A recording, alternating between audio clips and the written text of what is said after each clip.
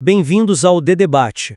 O início da temporada de 2026 do Flamengo nos apresenta um dilema que vai muito além dos primeiros resultados no Campeonato Carioca. Nós estamos diante do primeiro grande teste, eu diria, filosófico do técnico Felipe Luiz, a gestão do seu elenco estelar. Exatamente. A questão que se impõe e que divide opiniões é se a abordagem do clube é uma vanguarda da ciência esportiva ou um risco calculado que pode sair muito, muito caro. O nosso debate hoje se concentra nisso. A estratégia de poupar jogadores-chave, submetendo eles a cronogramas especiais de preparação, é a decisão mais inteligente para garantir o auge da performance nos momentos decisivos do ano? Ou é uma cautela assim excessiva que sabota o ritmo, o entrosamento e a confiança da equipe logo de cara? Eu vou defender que o que estamos vendo é a implementação de um planejamento de elite, sabe? Uma proteção de ativos que são indispensáveis. É o Flamengo pensando em novembro, não apenas em janeiro. E eu vou argumentar que, no futebol, o amanhã é construído hoje. Essa estratégia, na minha visão, cria um déficit de competitividade e um vácuo tático que podem, sim, comprometer toda a temporada. Olha, para mim, o que o Felipe Luiz e a comissão dele estão fazendo é a definição de uma gestão moderna e responsável. A gente vive num calendário brutal e tratar todos os atletas da mesma forma, assim, é uma receita para o desastre. Quando a gente vê no material que Arrascaeta e De La Cruz seguem cronogramas físicos especiais, isso não é um capricho, é ciência. É o clube olhando para o histórico de lesões do Arrascaeta, para o desgaste do De La Cruz e dizendo, não vamos arriscar nossos jogadores mais criativos em jogos de menor peso. Isso é gestão de risco no mais alto nível. E o caso do Danilo, herói da Libertadores, é ainda mais emblemático. Ele terminou 2025 no sacrifício, com uma lesão no joelho. A comissão opta por um tratamento conservador, com certa cautela, para evitar uma cirurgia que poderia comprometer o ano dele. Apressar a volta dele para um clássico do Carioca seria uma negligência. Sacrificar algumas rodadas do estadual não é um problema, é a solução. É um investimento pequeno hoje para garantir um retorno gigantesco na Libertadores e no Brasileirão. Eu entendo a lógica, mas a prática me preocupa profundamente. Essa abordagem que você chama de moderna, eu vejo como perigosamente teórica, quase como se fosse feita num laboratório e não num ambiente caótico e de alta pressão que é o futebol brasileiro. O material que a gente tem em mãos não mostra só um plano, mostra as consequências imediatas. O time principal só estreia na terceira rodada e o resultado disso é o clube na lanterna do Grupo B depois de um início desastroso do time sub-20. Isso não é só uma nota de rodapé, sabe? Isso gera crise, pressão da torcida, desconfiança sobre o trabalho do novo treinador e mais, a ausência de peças-chave num jogo do tamanho de um Fla-Flu não é trivial. Um clássico desses é onde se forja o espírito da equipe e a incerteza sobre o De La Cruz, com falta de previsão de retorno estimada, é um pesadelo para o planejamento. Como é que se monta uma estratégia de jogo sem saber quando vai poder contar com seu principal meio-campista? Essa busca pela condição física, assim, utópica, está na prática impedindo que a equipe comece a se formar, a criar a química essencial para ser campeã. Estamos trocando o real pelo ideal, e isso raramente funciona. Mas essa química que você menciona, esse entrosamento, de que adianta se ele for construído sobre uma base física frágil? Você desvaloriza o Campeonato Carioca, mas a verdade é que, no cenário atual do futebol brasileiro, ele se tornou uma pré-temporada de luxo. A medida do sucesso de um clube como o Flamengo não é mais o estadual, são os títulos de expressão continental e nacional. Colocar um elenco alternativo no início, absorver o prejuízo de uma derrota aqui ou ali, é a decisão mais racional possível. Aquela lanterna no Grupo B é uma fotografia de um momento, um dado que vai ser completamente esquecido em agosto se o time estiver voando nas quartas de final da Libertadores. Olha, com todo respeito, eu não consigo comprar esse argumento de que o Carioca é irrelevante. Isso é um discurso que funciona na teoria, mas que ignora a psicologia do esporte. Um clássico contra o Fluminense ou o Vasco não é um amistoso. Ele tem peso. Ele molda a confiança do elenco para o resto do ano. Começar a temporada perdendo, sendo pressionado, cria uma narrativa negativa em torno do time e, principalmente, em torno de um técnico novato como o Felipe Luiz. Essa pressão contamina o ambiente. Não dá para simplesmente apertar um botão e dizer agora o que vale é a Libertadores. O time precisa construir uma mentalidade vencedora e essa mentalidade se constrói com vitórias, seja em que campeonato for. Você está criando o que eu chamo de déficit de confiança e essa dívida vai acumulando juros na forma de pressão da mídia e da torcida. Eu entendo o ponto sobre a confiança, mas ela é o que mais me preocupa.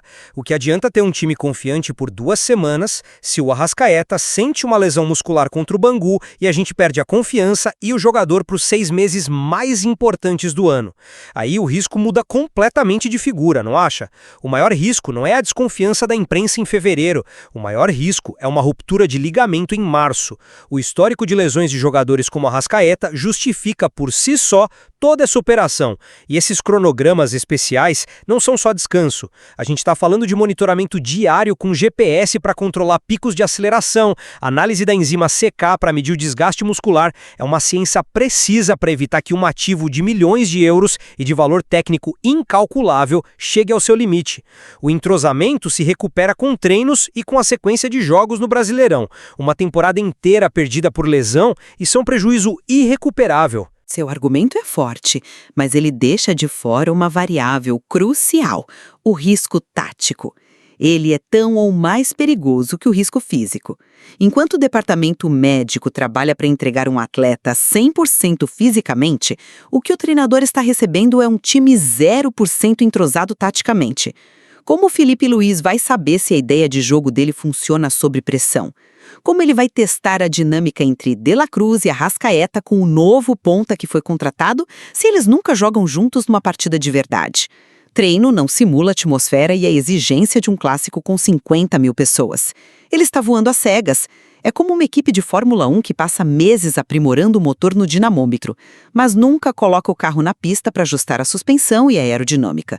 No dia da corrida, o motor pode estar perfeito, mas o carro não faz a primeira curva. Esse time do Flamengo corre o risco de chegar nas competições principais perfeitamente saudável e completamente despreparado. Mas a preparação não é só o jogo. A preparação é em grande parte, o que acontece fora dele. E isso me leva diretamente à questão da individualização do trabalho, que é o cerne dessa estratégia. Tratar cada atleta como um indivíduo, com suas particularidades, seu histórico, suas necessidades. Isso não é fragmentar o time, é potencializar o coletivo. É a forma mais inteligente de garantir que cada peça chegue ao jogo em sua melhor versão. Quando você tem um elenco com jogadores de diferentes idades, históricos e posições, aplicar o mesmo carga de trabalho para todos é um método arcaico. O que o Flamengo está fazendo é o padrão ouro na Europa. É um sinal de que o clube está operando na fronteira do conhecimento, maximizando a performance e, fundamentalmente, a longevidade da carreira de seus atletas. Isso, a longo prazo, fortalece o coletivo, pois garante que o treinador tenha mais vezes os seus melhores jogadores à disposição. Sim, mas o outro lado da moeda é que o futebol continua sendo um esporte coletivo. Ninguém aqui defende um modelo de tamanho único. A individualização é chave. A questão é o equilíbrio. Quando essa política é aplicada a tantos jogadores importantes ao mesmo tempo, como parece ser o caso, você não corre o risco de potencializar o coletivo, você corre o risco de desfazê-lo. Na prática, você cria castas dentro do elenco. Há o grupo dos que estão jogando, sofrendo a pressão pelos maus resultados, e há o grupo dos que estão no laboratório, em seus cronogramas especiais. Que tipo de mensagem isso passa para o jogador que está em campo, se sacrificando no Carioca, enquanto as estrelas estão sendo blindadas? Isso pode minar a coesão, o senso de sacrifício compartilhado, que é a alma de qualquer time campeão. O futebol é forjado na dificuldade, no esforço conjunto. Essa separação, mesmo que bem intencionada e baseada na ciência, pode criar uma fratura no vestiário que é muito mais difícil de curar do que uma lesão muscular. Essa visão do vestiário fraturado me parece um tanto pessimista. Eu acredito que jogadores de alto nível são profissionais e entendem perfeitamente esses processos. A coesão não é ameaçada por um planejamento científico. Ela é reforçada quando os atletas percebem que o clube está investindo tudo o que pode para protegê-los e otimizar suas carreiras. Para mim, a posição se mantém clara. A estratégia do Flamengo é uma aposta na inteligência e na visão de longo prazo. É a marca de um planejamento que aceita o ruído e as críticas de curto prazo em troca da glória nas competições que realmente definem o legado de uma geração. É um clube que finalmente entendeu que a temporada brasileira tem 11 meses e não apenas as primeiras 11 rodadas. E eu reitero meu ponto de que o equilíbrio é a chave para tudo. A saúde do atleta é, obviamente, prioridade máxima. Mas a estratégia atual, como o material nos mostra, pende de forma excessiva para a cautela, a ponto de se tornar um risco em si mesma. Subestimar a importância do ritmo, do entrosamento e da pressão de um mau começo é um erro que pode custar muito caro. O futebol não é uma ciência exata, né? Ele tem variáveis imponderáveis, como confiança e momento. A busca pela utopia da condição física ideal pode, paradoxalmente, acabar por impedir a construção de um time real, um time campeão, que se faz no campo, jogando junto, sofrendo junto e vencendo junto. Fica evidente que estamos diante de um choque de filosofias. De um lado, uma abordagem que a gente poderia chamar de gerenciamento de ativos, focada em otimização de performance a longo prazo, tratando os jogadores como investimentos de altíssimo valor que precisam ser protegidos. A aposta é que o talento individual, quando em seu pico físico, irá superar qualquer falta de entrosamento inicial. E do outro lado, uma visão que valoriza a construção do coletivo, que entende que um time de futebol é um organismo vivo que precisa de ritmo e de vitórias para gerar confiança. A aposta aqui é que a força do conjunto e o momento positivo são capazes de superar o risco de um eventual desgaste físico. A temporada de 2026 do Flamengo será, sem dúvida, um fascinante estudo de caso sobre qual dessas filosofias prevalece no futebol moderno de altíssimo rendimento.